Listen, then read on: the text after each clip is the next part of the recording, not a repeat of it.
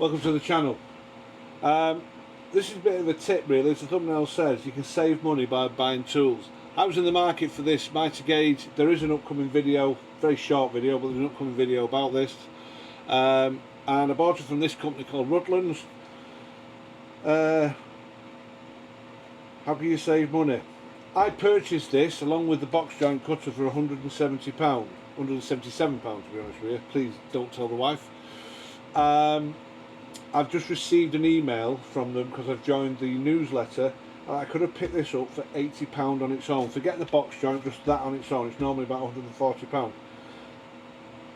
Quick tip, just go on their website. I'm not sponsored by them, but just go on their website, sign up for their newsletter, and you might save yourself some money of something you might want or thinking of getting. Yeah, catch you on the next one.